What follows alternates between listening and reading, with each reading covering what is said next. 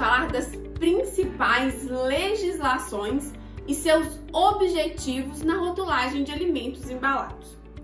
Todos os meus alunos, a maioria na verdade, sempre me pergunta: Elaine, quais são as legislações que eu vou usar para elaborar a rotulagem dos meus alimentos embalados?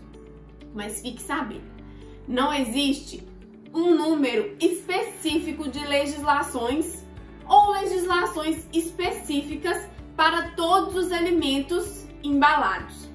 Isso não existe. Eu sempre falo, queridos alunos, depende muito do produto que você irá trabalhar. Então, vamos deixar de ser ansiosos e vamos entender o que é o produto que você vai trabalhar com ele, para que não haja erros de rotulagens. Então, muitos pensam que as legislações são para beneficiar o consumidor ou beneficiar a indústria, mas não.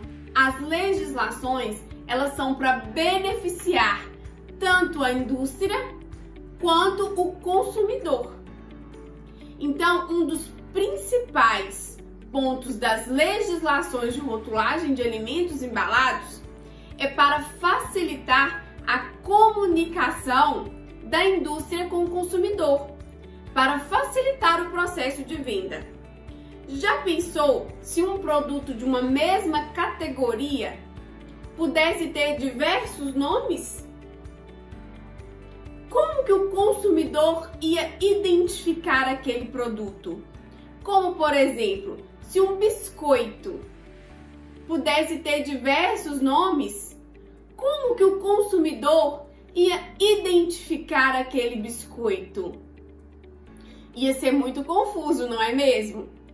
Então, para unificar a comunicação da indústria com o consumidor, criaram-se as legislações. E as legislações nos trazem todas as informações que devem ter na rotulagem do produto, para que não haja erros de comunicação ou comunicações que possam levar o consumidor a erro ou engano, evitando também práticas abusivas que possam acontecer através de comunicação da indústria com o consumidor, gerando informações enganosas. E isso influencia muito o consumidor na hora da compra. Afinal, se você vê um rótulo errado no mercado, você compraria esse produto? Eu não compraria. Afinal de contas, eu não iria acreditar no que o produto é, pois se o rótulo está errado, então eles estão me entregando um produto que não é o que está dizendo na embalagem. Não é mesmo? Então, temos que refletir muito sobre isso, sobre o que nos traz as legislações, sobre o que o consumidor precisa saber e sobre o que é praticado pela indústria. Então, agora nós vamos falar sobre os órgãos fiscalizadores, que fiscalizam as rotulagens e os alimentos embalados no Brasil. Hoje nós temos a Anvisa, que é a Agência Nacional de Vigilância Sanitária. Ela fiscaliza os produtos e as rotulagens de produtos alimentícios, medicamentos, dentre outros. A Anvisa, ela tem as suas divisões. Ela tem a divisão federal, estadual e municipal. Temos também o Ministério da Agricultura, que é o MAPA, que fiscaliza produtos de origem animal, que são mel, leite, pescado, carnes e ovos, basicamente. Lembrando que temos também os vinagres e algumas bebidas. O MAPA, ele te permite o selo do CIF, que é o Sistema de Inspeção Federal. Temos o Ministério da Economia, que se divide no Inmetro e no IPEM, que fiscaliza qualidade, pesos e medidas. Lembra-se, quando você compra um produto e existe lá peso líquido, peso bruto ou até mesmo deve ser pesado na presença do consumidor? Essas informações são validadas pelas legislações do Inmetro. É isso mesmo, relacionado ao Ministério da Economia. Se você acha que isso não é fiscalizado, é sim, viu? E temos várias empresas que têm problemas sérios de falta de peso do produto no mercado. Então, vamos ficar atento aos pesos dos nossos produtos, principalmente quando se trata de peso líquido e peso bruto. Temos o Ministério da Saúde, que é um ministério muito atuante e muito importante. Ele fiscaliza produtos para fins especiais, alimentos e alegações funcionais dos produtos, sem contar nos aditivos e coadjuvantes de tecnologia. O Ministério da Justiça também é responsável pela defesa do consumidor. Então, temos todos esses órgãos que fiscalizam os produtos. Elaine, mas por que isso acontece? Para que é o objetivo desses órgãos? Esses órgãos, eles criam, colocam em vigência, revogam e fiscalizam as legislações, as indústrias e os produtos que estão no mercado. Então, cada um com sua peculiaridade.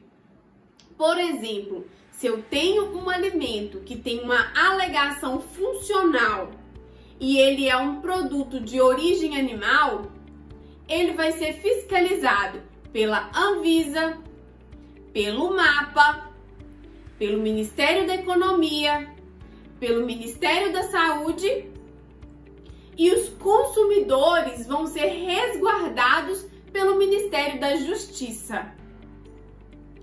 É simples, não é? Mas ao mesmo tempo é um pouco confuso, pois depende muito do produto que você irá trabalhar.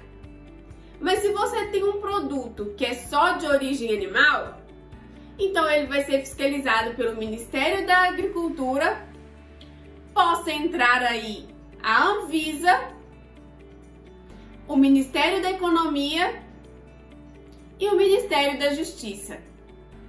Então, todas essas informações dos produtos são necessárias para você entender quais são as legislações que regem o seu produto. Temos a divisão dos âmbitos das legislações, que são os âmbitos federais, estaduais e municipal. Por exemplo, as legislações federais, elas sobressaem a qualquer tipo de legislação. A estadual, ela não sobressai a federal. E a municipal não sobressai a estadual e a federal. O interessante é que as legislações, elas deveriam conversar entre si, mas nem sempre isso acontece. Então, temos que ficar de olho no âmbito das federações. Por exemplo, uma legislação municipal, ela não sobressai a uma legislação federal. E assim sucessivamente. Se hoje eu fabrico um produto no meu município, eu tenho que seguir as legislações municipais, porque esse produto será comercializado somente dentro do município. Já as legislações estaduais, se eu tenho um produto estadual, eu tenho que seguir as legislações estaduais. Lembrando que eu nunca posso comercializar esse produto no âmbito federal. Mas posso te lembrar que, Se a legislação é do Mercosul, ela sobressai a legislação federal. Agora que eu já te expliquei os âmbitos fiscais e suas hierarquias, eu vou te explicar a classificação das legislações e te fazer entender a importância delas. As legislações se classificam em Constituição, emenda constitucional, lei complementar, lei e suas medidas provisórias, decreto, decreto-lei e suas medidas provisórias, portaria, resolução, instrução normativa, ofício circular e ordem de serviço. Elas se classificam nessa ordem que eu disse, nessa ordem em que a Constituição está no topo e a ordem de serviço está embaixo. Ou seja, a Constituição, ela sobressai a todas as legislações, exceto a um tratado de comum acordo do Mercosul, que sobressai a qualquer legislação federal. O interessante é que essas legislações se conversem entre si, mas isso pode não ocorrer. Por isso, você tem que saber a classificação dessas legislações, pois um decreto-lei não sobressai a um decreto. E talvez você siga o decreto para elaborar o seu rótulo, ocasionando erros que podem estar sobressaindo aquela legislação que você utilizou. Então, temos que conhecer essas classificações que você tem aí no seu PDF para você guardar e consultar sempre que necessário, para você não errar na elaboração do rótulo do seu produto. Lembrando que você tem que conhecer e lembrar dos ministérios, pois cada ministério tem a sua classificação das legislações de acordo com o que eu citei aqui. Então, o Ministério da Justiça, o Ministério da Agricultura, dentre outros os ministérios, ele possui a sua classificação das legislações de acordo com o que eu citei, seguindo sempre essa ordem, onde a Constituição ela está em primeiro lugar, exceto que saia um tratado de comum acordo. Agora eu vou dizer para você as principais legislações para rotulagem de alimentos embalados. Mas deixo bem claro, não quer dizer em momento algum que são só essas. Como eu disse desde o primeiro módulo, depende muito do alimento que você vai utilizar.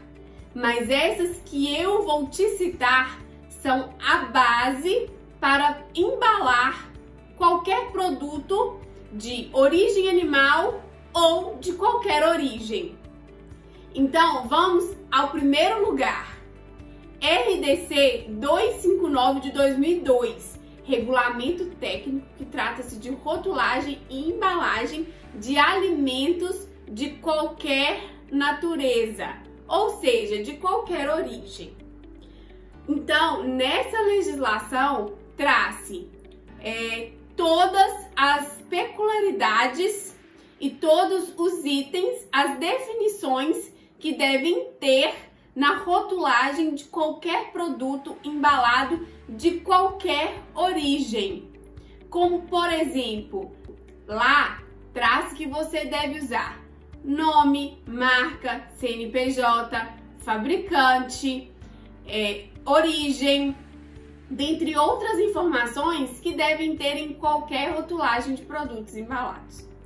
Para produtos de origem animal, temos a Instrução Normativa 22 de 2005, que trata-se de produtos embalados de origem animal, exclusivamente. Temos a Portaria 29 de 98, que traz o regulamento técnico referente a alimentos para fins especiais. Então, se eu tenho um alimento para fins especiais, devo utilizar todas as informações desta legislação, além de entender qual a origem do meu produto. É de origem animal? Vou utilizar a Instrução Normativa 22 de 2005. Não é de origem animal? Vou usar a RDC 259 de 2002. Deu para você entender a lógica da questão? Se sim, vamos continuar. Então, temos o Decreto 10.468, que é o nosso famoso RISPOA, que trata-se das inspeções sanitárias de produtos de origem animal. Lá nós temos um capítulo que fala somente de rotulagem de produtos de origem animal. É muito interessante que você leia todas essas legislações. A Lei 10.674 de 2003 é o regulamento técnico que trata-se de ausência e presença de glúten em alimentos embalados. Ou seja, essa é a famosa lei que diz contém ou não contém glúten. Então, essa aí devemos consultar para entendermos a obrigatoriedade e quando encaixarmos estas frases de presença ou ausência de glúten. A RDC 26 de 2015 são os requisitos para a rotulagem obrigatória dos principais alimentos que causam alergias alimentares. Essa é uma legislação muito importante.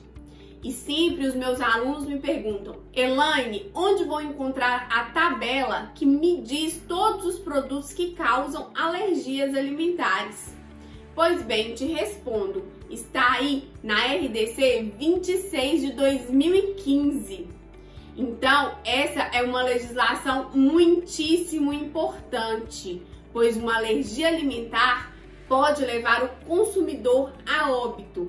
Então, vamos ficar muito atentos a essa tabela, onde diz todos os produtos que podem causar alergias alimentares nos consumidores. Temos duas legislações importantes que tratam de lactose, mas com assuntos diferentes. São elas: a RDC 135 de 2017, que trata de rotulagens de produtos isentos ou com baixo teor de lactose. E temos a 136 de 2017, que trata de requisitos obrigatórios da presença de lactose no rótulo de alimentos embalados. Então, são assuntos totalmente diferentes que tratam-se de lactose, como você pode ver, tá? Então é interessante que as duas sejam estudadas para que haja o certo entendimento de cada uma delas. Temos a RDC 360 de 2003, que é um regulamento técnico sobre rotulagem nutricional.